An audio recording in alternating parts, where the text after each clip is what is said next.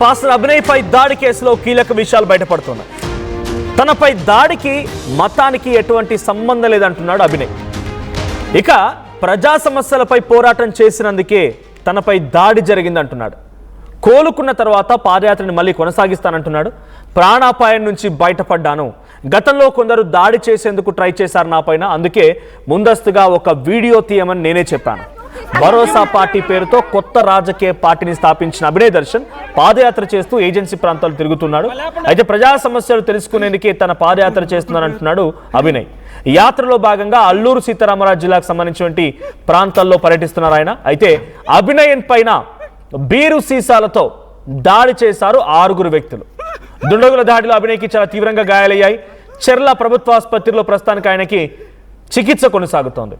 So ఆయన ఒక పాదయాత్ర ఒక్కరోజు కొంత గ్యాప్ వచ్చింది. ఈ గ్యాప్ రావడంతో కొంత ఆయన కార్కి రిపేర్ ఉంది. ఆ కార్ రిపేర్ చేసుకోవడం కోసం ఆ మండల కేంద్రానికి వెళ్తున్నారు. ఆ గ్రామంలో నుంచి మండల కేంద్రానికి వెళ్తుంటే మార్గ మధ్యలో అటవీ ప్రాంతాల లాంటి ప్రాంతాల్లోనే ఆయన కార్ని అడ్డగించి కారు పైన కొంతమంది వ్యక్తులు అటాక్ చేసి కారు అద్దాలు ధ్వంసం చేసి అభినయ్ని బయటికి లాగి ఆ చెట్ల మధ్యలో పడేసి ఆయన పైన చాలా భయంకరంగా దాడి చేశారు కొంతమంది వ్యక్తులు అని చెప్పి తెలుస్తోంది. సో ఈ నేపథ్యంలో ఆర్టీవీతో అభినయ్ దర్శన్ మాట్లాడుకొచ్చారు. అభినయ్ దర్శన్ ఏం మాట్లాడారు చూద్దాం. ఈరోజు కేవలం విశాఖ జిల్లాలోనే కాదు, దేశవ్యాప్తంగా సంచలనం రేకెత్తించింది. అభినయ్ దర్శకి ఇప్పుడు జీకే వీధి మండలం మొండిగడ్డ అట్లాగే జరిలా ప్రాంతంలో నిన్న అనూహ్యంగా దాడి జరిగింది.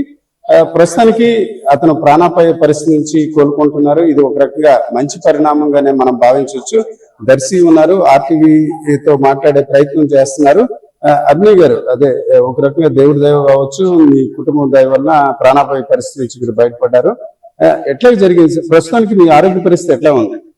ప్రస్తుతానికి బాగానే ఉందండి. 2D ఒకటి జరగాలి అంటే లాస్ట్ 3 years బ్యాక్ నాకు హార్ట్ ప్రాబ్లం వచ్చి 2 స్టంట్స్ పడ్డాయి. సో గుండెల మీద చెస్ట్ మీద వాళ్ళు తన్నారు. అది ఎక్కువ చెస్ట్ పెయిన్ వస్తుంది. దానివల్ల 2D ఎక్కువ తీసుకోమని చెప్పారు. దానికోసం వెయిట్ చేస్తాను. అంటే ఇప్పుడున్న పరిస్థితిలో నేను ఎక్కువ మాట్లాడించడం కూడా కొంత ఆరోగ్యపరంగా మీకు ఇబ్బంది ఉంది. నిన్న ఎట్లా సార్ దాడి జరిగింది?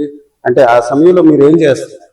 నేను కార్ డ్రైవ్ చేస్తున్నానండి. నాతో పాటు 2 ఉన్నారు, మొత్తం 3. సో మేమున్న నీరుతోటపాలెం నుంచి స్టార్ట్ అయిన చింతపల్లికి స్టార్ట్ అయిన ఒక 1 kilometer అంతే. అక్కడ సడన్ గా వాళ్ళు బైక్స్ ముందు ఆపేసి గుడ్లు విసిరారు.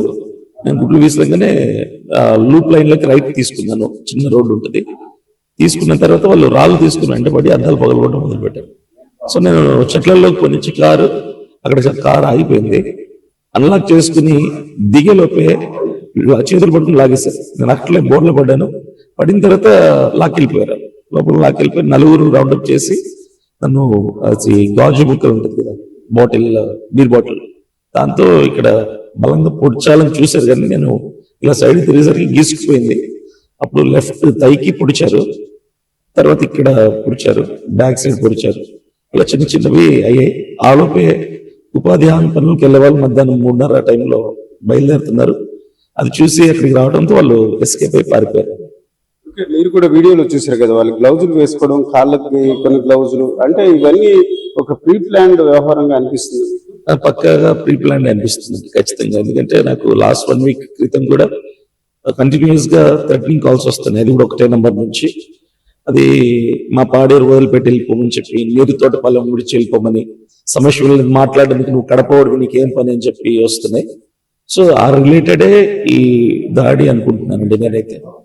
ఏ అంశాలు ఎక్కువగా మీ దృష్టికి వచ్చాయంటే, ఇప్పుడు ఒకే నంబర్ నుంచి మీ ప్రాంతం అంటే అల్లూరు జిల్లా విడిచిపెట్టండి అని అంటున్నారని మీరు చెప్తున్నారు. అంటే ఏ కారణంగా ఇట్లాగా బెదిరించే అవకాశం ఉంది? అంటే అక్కడ ఉన్న స్థానిక సమస్యలు అయితే మంచినీరు, రోడ్లు, అట్లాంటి అంశం మీద పోరాటం చేస్తే ఎవరు అభ్యంతరం తెలిపే అవకాశాలు ఉండవు. ఎందుకు ఇట్లా జరిగింది అని? సార్, ఇక్కడ ప్రాబ్లం ఏంటంటే పాడేరు నియోజకవర్గంలో 5 మండలాల్లో ఏ గ్రామంలో కూడా మినిమం సదుపాయాలు కూడా లేవండి. ప్రతి గ్రామంలో నీళ్లు లేవు, డ్రైనేజీలు లేవు, రోడ్లు లేవు, స్కూళ్ళు లేవు, అంగన్వాడీ బిల్డింగులు లేవు, బాత్రూములు లేవు, ఏవి మినిమం సౌకర్యాలు కూడా లేవు. కాబట్టి నాకు బాధ వేసింది, గుండె రగిలిపోయి ఈ సమస్యలు నేను ప్రభుత్వం దృష్టికి తీసుకెళ్లాలని చెప్పి నేను పోరాటం మొదలు పెట్టాను.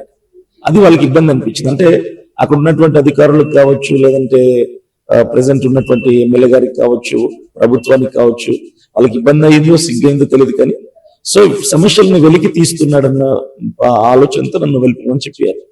సార్ మీ వైఫ్ మాటలు కూడా మీరు వీడియోలో విన్నారు, కొంత ఆందోళన చెందుతున్నారు.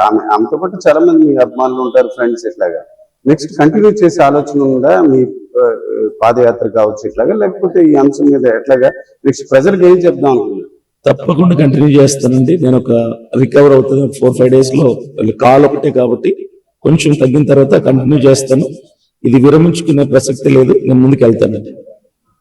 సార్ అల్లూరు జిల్లాలో ఎందుకు ఎంపిక చేసుకున్నారు? అంటే ఇక్కడ ట్రైబల్స్ కదండి, బాగా వెనకబడ్డ ప్రాంతం అని నేను అడుగు పెట్టాను. అడుగు పెట్టిన తర్వాత సమస్యలు విపరీతంగా కనిపించాయి. అంటే ఏ నియోజకవర్గంలో ఇంత లోటు ఉండదు కాబట్టి ఈ ప్రాంతం మీద నేను పోరాటం జరుగుతుంది. సరే, ఎక్కువగా చూసుకుంటే ఈ అంశం అంటే మీకు మీద దాడి జరుగుతున్నప్పుడు కొందరు వీడియో తీశారు, అంటే మీ ఫ్రెండ్స్ అట్లాగా. అంటే ఎందుకు అట్లా వీడియో తీశారు? అంటే జనరల్ గా ఒక దాడి జరిగితే ప్రొటెక్ట్ చేసుకోవడం కానీ పారిపోవడం కానీ జరుగుతుంది. దాడి అంటే ఇంతకు ముందు ఎప్పుడైనా వాళ్ళు గైడ్ చేశారా? ఏదైనా ఇష్యూ జరిగితే మనకు జరిగే అవకాశం ఉంది అట్లా? యాక్చువల్లీ నా మీద గతంలో కూడా ఒకసారి ఇట్లాంటి ఇష్యూలో జరిగిందండి, చిన్నది. మేము ఎప్పుడూ కూడా ఎలా ప్రిపేర్డ్ గా ఉంటామంటే, మా కారులో డిక్కీలో అదేంటి ప్రొటెక్షన్ గా పై అది చెక్క వికెట్స్ అవి ఉంటాయి ప్రొటెక్షన్ కోసం, ఎవరైనా దాడి చేస్తారు. ప్రవీణ్ పగడాల గారు ఆ సంఘటన జరిగినప్పటి నుంచి మేము మా సేఫ్టీ మేము ఉంటాము. తర్వాత ఇలాంటి ఘటనలు జరిగినప్పుడు రికార్డెడ్ గా ఎవిడెన్స్ ఉండాలి కాబట్టి మేము ముందే మాట్లాడుకుంటాం. ఏదన్నా ఎవరైనా సడన్ గా అటాక్ చేస్తే వీడియో తీయండి ఖచ్చితంగా. ఎందుకంటే ఈరోజు సువార్థికుల మీద ఎక్కడ దాడి జరిగినా సరే ఖచ్చితంగా అక్కడ ఉన్న వాళ్ళు వీడియో తీస్తుంది. ఎందుకంటే బయటికి రావాలి కదా, ఎవరు కొట్టారు ఏంటి ఎట్లా జరిగింది అన్నది. సో దానికోసం వీడియో తీశాను. ఓకే సార్, ఓవరాల్ గా మీ పేరెంట్స్ కావచ్చు లేకపోతే వైఫ్ వాళ్ళకి ఏం చెప్తాం అనుకుంటారు? మీ ఆరోగ్యం గురించి ఎంతో కొంత ఆందోళన. ఆరోగ్యంగానే ఉన్నానండి, దేవుని కృప. నా కోసం ప్రార్థన చేసిన లక్షలాది మందిని బట్టి సేఫ్ గా ఉన్నాను. చంపాలని చూశారు కానీ తప్పించాడు దేవుడు నన్ను చావు నుంచి. సో నా ఆలోచనలో, నా ప్రయత్నంలో, నా పాదయాత్రలో ప్రజల సమస్యలు తెలుసుకోవటంలో యథావిధిగా నేను ముందుకెళ్లే ఆలోచనలో ఉన్నానండి. ఇది మతపరమైన అంశం ఈ దాడి? అస్సలు మతపరమైన నేను ప్రస్తావన నా పాదయాత్రలో కానీ ప్రసంగాల్లో కానీ మతం అసలు క్రైస్తవ్యం అన్న పదాన్ని నేను ఎప్పుడు వాడలేదు, ఎక్కడ వాడను కూడా. మీ ఆలోచన అంతా ప్రజలు, మౌలిక సదుపాయాలు, వాళ్ళ హక్కులు, ఇట్లాంటి అంశమే మీకు ప్రాధాన్యత? ప్రతి పౌరుడి కొరకు, ప్రతి పేదవాడి కొరకు, ప్రతి సామాన్యుడి కొరకు నేను పోరాడుతున్నాను కానీ కులం మతం నేను చూడలేదు. ఇది వాస్తవానికి ఒక ఆవేదనకరమైన అంశం. ఒక రకంగా ప్రజల కోసం పోరాటం చేస్తాను. ముఖ్యంగా అల్లూరి సీతారామరాజు జిల్లాలో చాలా వెనుకబడిన ప్రాంతం ఉమ్మడి ఆంధ్రప్రదేశ్ లో. అట్లాగే వారికి మినిమం ఫెసిలిటీస్ అంటే మంచినీరు కావచ్చు, లేకపోతే రోడ్లు, ఇట్లాంటి అంశాలు లేవు. అందుకోసమే తాను ఆ ప్రాంతానికి వెళ్ళాను.